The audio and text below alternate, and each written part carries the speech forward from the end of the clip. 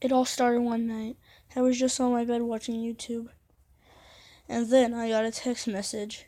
I was used to this though. My mom just bought me a new government phone, and I was used to getting advertisement texts.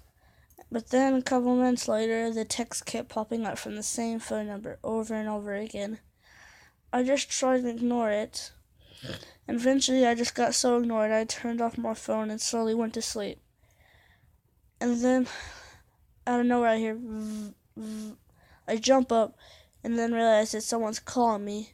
The thing that almost made my heart stop was I noticed the number was the same number that kept texting me. I just ignored it and let the call stop. And I turned off my phone and put it on airplane mode. And then went back to bed. Then that thought in my head of thinking, why would an advertisement try to call me or something? I've never heard of something, but that may just be some advertisements do. I started to stutter, and then I finally got curious and took airplane mode and turned it off. And finally, I just waited. It got quiet in my room. Then, and then that call came back up. I hanged up. Then I got another text. I finally got scared. I look at the text and then I just see it keeps texting me. Hello, hello, hello. And then what scared me the most is that it sent me a link to something, a picture.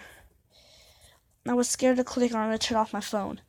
Then the same text kept popping up, a link to the picture. He must have saw I read the text, and then I finally got scared, but my curiosity just got the best of me. I click on it, and then I notice it's a picture of my street. I got scared. I realized though my mom was gone. She had to go do some errands real quick.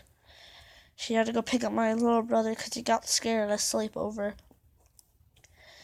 I finally just ignored it and tried to relax. No one's at my house, but I still get up and close my blinds and lock my door. Then my mom calls me and tells me to keep quiet and says there was some psychopath who just escaped a prison nearby and somehow made it to our neighborhood, and he's over here breaking into houses. They keep quiet, turn off every light in the house. I tell her okay and then hang up. I get scared though. I get on Facebook and check out this whole thing, and then another Facebook post pops up. It tells me if you see this number, whatever you do, do not read it. And then the thing that made my heart stop right out of nowhere, as I read the number, I realized it was the number who was keep texting me. I finally terrified, and I text my friend. We text for a while asking me if he's okay. I text my friend Wilby, I text my friend Dylan, and I keep texting all my other friends, asking them if they read the same post that I read, and I'm not over here seeing things. They've all said they've seen the post, and they tell me, and they asked if I'm okay since I'm the only one who lives in this neighborhood. I tell them alright, I'm okay, and then I get a text. It creeps me out again. And it comes back up to my street. I get scared, then I get another text. And I click on it and it pops up a picture of my house.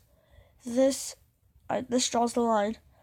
I get up and call the cops, and then suddenly I just get hanged up on. I got scared. I panicked. And then I noticed I left my lamp on just because I don't like sitting in a dark room, especially with this situation going on. Then my lamp shuts off. And not only that, but even my Wi-Fi and everything shuts off. Someone cut my power. I noticed my dog was beside me still, so I grabbed me and my dog and we hid under a bed. I get a text saying, "Pretty house you got here." I was scared, so I quickly grabbed my airsoft gun, I fill it up with babies. Hope, even though a baby probably won't do something to some psychopath, it was the only weapon I had near me. And at least it will still hurt like hell, and I have a chance to run. I get scared, knowing I can't call my mom or anything. I just be quiet. My dog starts to growl. I try to keep her quiet, and then I hear something. I hear a window downstairs shatter. And then I hear something coming up the stairs. I scared. And then I hear something just start banging on my door. I tried to keep quiet. I hold my dog's mouth shut so it won't growl or bark. I start breathing heavily. I hear it going banging on every other door in my house, hoping something will scream or yell. And then that's when I heard a knife go up against some door. And the scariest part was it was my door. He was picking my lock. I grab my BB gun and hop in my closet.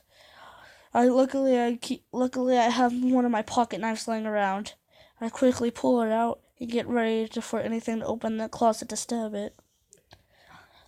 Luckily, somehow the power comes back on. I text my friend, asking him if he can do anything. Help, someone's in my house. And then I get a text message from that number. I look at it, and it's a picture of my room. I creep out. And then I hear someone hear my heavy breathing. And luckily I notice there's a hatch to my attic right above my closet. I quickly put my dog in there and shut the hatch. And then a scary thing below me happens. I hear the closet open right below the attic. I quickly text my friend asking him to call 911, please. He says I have, and later I hear police sirens. I was relieved to hear these. And then out of nowhere I hear something start banging on the attic. While he was trying to get in, I quickly grab a bunch of boxes and just shut every way into my attic. I noticed my attic window leads to the front yard. I climb out it, and then quickly, I see my mom standing by a police officer. I run up and hug her. Cops go boarding in. And then they said no one, but they see my back window is busted. They search the field behind my house and find no trace of the man. I was scared though, but then one night, I open my closet and I see a message that the cops may have never noticed. It says, I'm always watching you. I get a text message again. It's a picture of my street. I finally get terrified, and then I ask my mom what to do. And then I notice it shows a picture. One last picture. It shows a picture of 2 airplane tickets. I don't know what to think of it. We call the cops, and they find out who bought the 2 airplane tickets. It was the same psychopath who escaped, and he somehow managed to escape. He left the United States, but I feel bad for where he went, because God knows what child he's going to try to get next.